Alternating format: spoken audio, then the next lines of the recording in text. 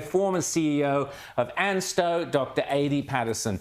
Great to have you here, Adi. You did a cracker of an interview on the ABC during the week. You ran Lucas Heights for a while. You're a world-renowned nuclear expert. The ABC, it was a fantastic interview because you completely blew them out of the water. They didn't know where to look or what to do and were desperate to get you off. And it's quite difficult to now find that particular interview on the ABC's site. What a surprise. Now, let's get stuck into it. Why should Australia, in your opinion, be a nuclear power? I think we can't afford not to be a nuclear power. I think the big challenge we're now facing, which is depressing to me, is that we are in a massive thought bubble about how we can get electrons from solar panels and wind turbines, both of which I worked on in the 1990s and the early 2000s and came to the conclusion that they would not work. Everybody thinks that solar panels are new. The first solar panel revolution happened 20 years ago, and it failed. But my fear for the Sydney Basin is what I call the big hailstorm. What we don't know is that we're facing solar panel risk. If we get a mega hailstorm across the Sydney Basin, we will lose a power literally a power plant. We used to build big plants out in the bush. Our power plant now, given to us by AEMO, is the rooftops of Sydney.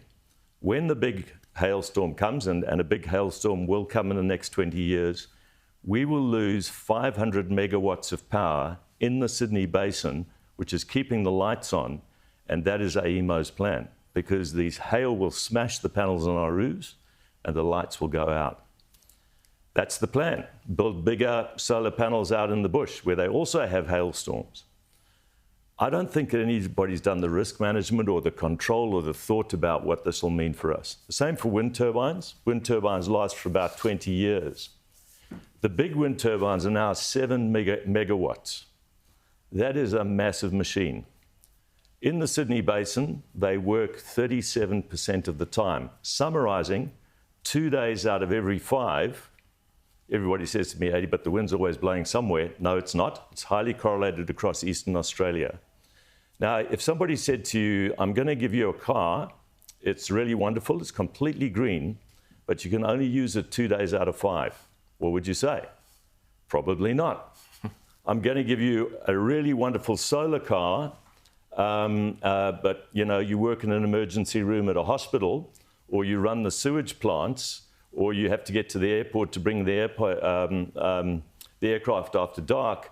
I'm afraid you can't use this car if it's not charged up after dark. We're building a world where solar panels, wind turbines, which are flaky resources, Germany has already failed and is deindustrializing. I think it's possible that BMW will move out of Germany in the next 5 years, because Munich now is a little bubble of failed plans, which is the AEMO plan. My own view is that AEMO should be completely restructured. It should be brought back into the real world, not Animal Farm. Animal Farm, where frankly, I think Animal Farm is a little bit kind to the AEMO paradigm at the moment. Really what I'm saying with humour is that I'm deeply worried. Yeah. I think the Australia that we love is on the edge of a cliff. I think that we have got a thought bubble in an Animal Farm in Canberra and AEMO, and I think we're in big trouble. And we're not looking at the overseas experience. We're not looking at Germany, for example, and we keep hearing this mantra from the renewables, not just the renewable sector, but also most of our politicians, that nuclear is the most expensive form of energy.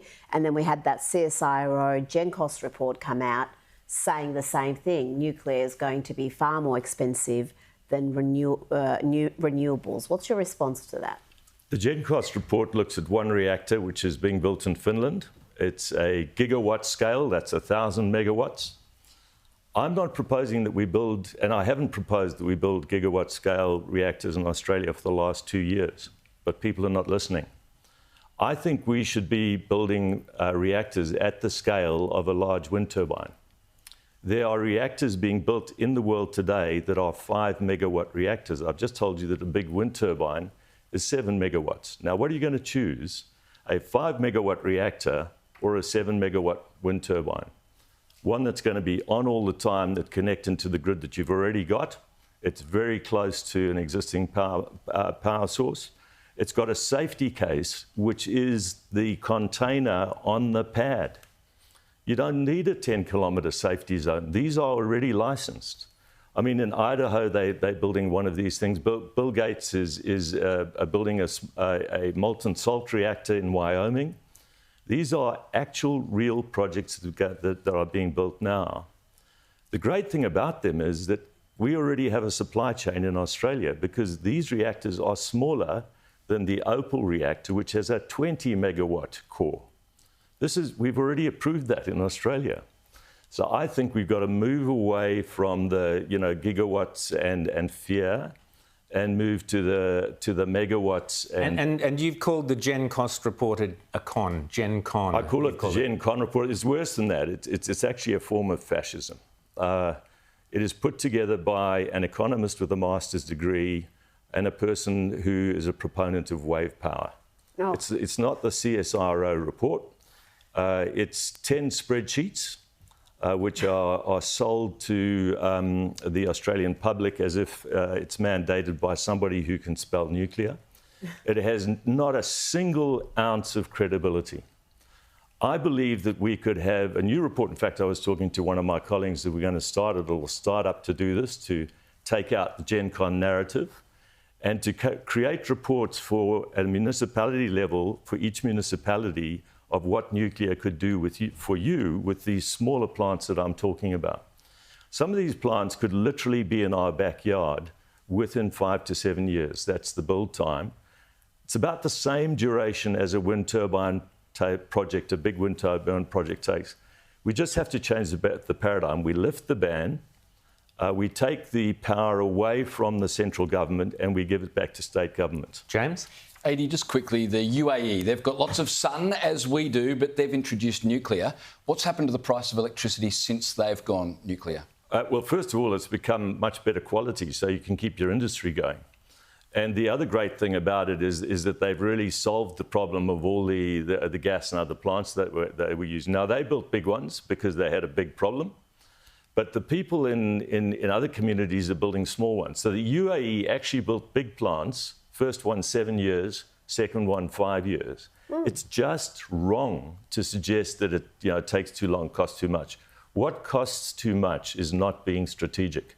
Nuclear is complicated. But hey, we can deal with complexity. We're Australia. And you reckon the costs will come down with nuclear energy in this country? I'm absolutely certain, because I'm an expert on the grid, not just nuclear. Yeah.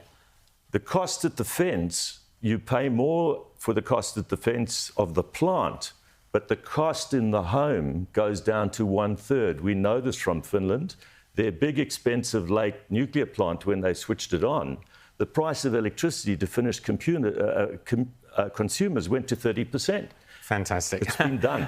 Brilliant. Adi Paterson, thanks so much for talking to us. A fount of knowledge there on nuclear energy, and there's so much more we could talk about there. Thanks so much for coming on Outsiders today.